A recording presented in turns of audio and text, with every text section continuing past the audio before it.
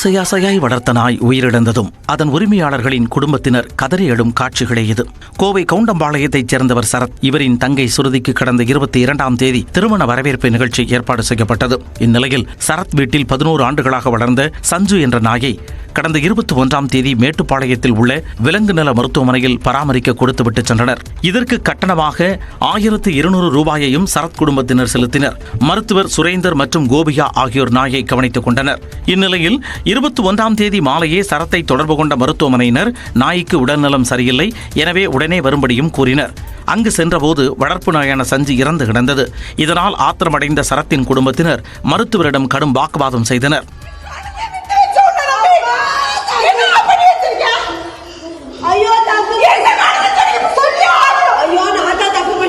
இந்த விவகாரம் குறித்து சாய்பாபா காலனி காவல் நிலையத்தில் சரத் புகார் அளித்தார். இதன் பேரில் காவலர்கள் CSR பதிவு செய்து விசாரணை நடத்தி வருகின்றனர்.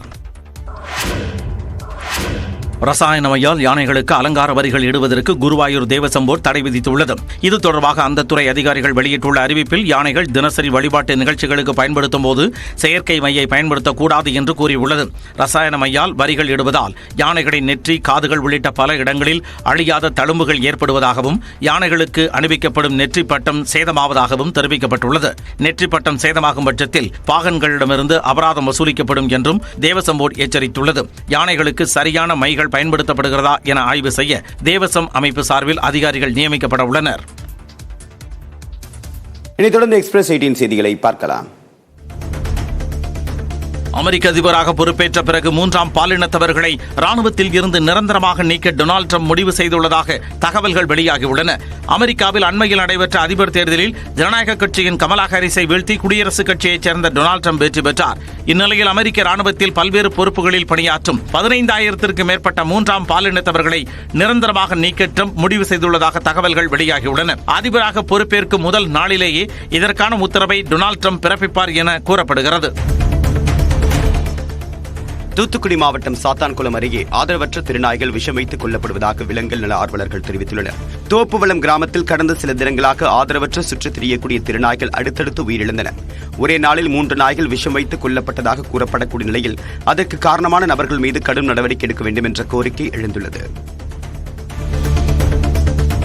ராணிப்பேட்டை மாவட்டம் அம்மூர் பொதியில் தாய் தானமாக கொடுத்த பொதுவழியை அவருடைய மகன் மாடுகள் கட்டி ஆக்கிரமித்திருப்பதாக புகார் எழுந்துள்ளது. கஸ்தூரி என்ற பெண் 23 ஆண்டுகளுக்கு முன்பு பேரூராட்சி நிர்வாகத்திற்கு தானமாக இந்த பொதியை கொடுத்ததாக கூறப்படுகிறது. இந்நிலையில் அவருடைய மகன் ஆக்கிரமித்து மாட்டு கொட்டகையாக பயன்படுத்தி வருவதால் வீட்டிற்கு செல்ல வழி இல்லாமல் தவித்து வருவதாக சுவாமிநாதன் என்ற மளிகை கடைக்காரர் தெரிவித்துள்ளார். அதிகாரிகள் உரிய நடவடிக்கை எடுத்து பொதுவழியை மீட்டுத் தர வேண்டும் என்றும் அவர் கோரிக்கை விடுத்துள்ளார். கேரளாவில் அரிசி வியாபாரி வீட்டில் 300 சவரன் தங்க நகைகள் மற்றும் 1 கோடி ரூபாய் கொள்ளையடிக்கப்பட்ட சம்பவம் பெரும் அதிர்ச்சியை ஏற்படுத்தியுள்ளது. கேரளாவின் கண்ணூர் மாவட்டத்தில் அரிசி வியாபாரம் செய்து வரும் அஷ்ரப் என்பவர் குடும்பத்தினருடன் மதுரைக்கு கல்யாண நிகழ்ச்சியில் கலந்து கொள்ள வந்துள்ளார். இந்நிலையில் அவரது வீட்டின் பூட்டை உடைத்த மர்ம நபர்கள் 300 சவரன் நகை மற்றும் 1 கோடி ரூபாயை திருடிச் சென்றுள்ளனர். இதையடுத்து சம்பவ இடத்திற்கு விரைந்த காவலர்கள் CCTV காட்சிகளை ஆய்வு செய்து கொள்ளையர்களை தேடி வருகின்றனர். தெலங்கானா மாநிலம் சித்திப்பேட்டையில் மீனவர்கள் வீசிய வலையில் மலைப்பாம்பு சிக்கியதால் பரபரப்பு நிலவியது. ஹசனாபாத் அருகே உள்ள எல்லம்மா ஏரியில் மீனவர்கள் நேற்று மீன்பிடித்துக் கொண்டிருந்தனர்.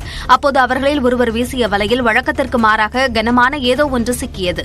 பெரிய மீன் அல்லது முதலை சிக்கியிருக்கலாம் என்று கருதி அந்த மீனவர் வலையை இழுத்தார். ஆனால் அதிர்ச்சி அளிக்கும் வகையில் வலையில் மலைப்பாம்பு ஒன்று சிக்கியிருந்தது. தகவல் அறிந்து வந்த வனத்துறையினர் மலைப்பாம்பை மீட்டுச் சென்று வனப்பகுதியில் விடுவித்தனர்.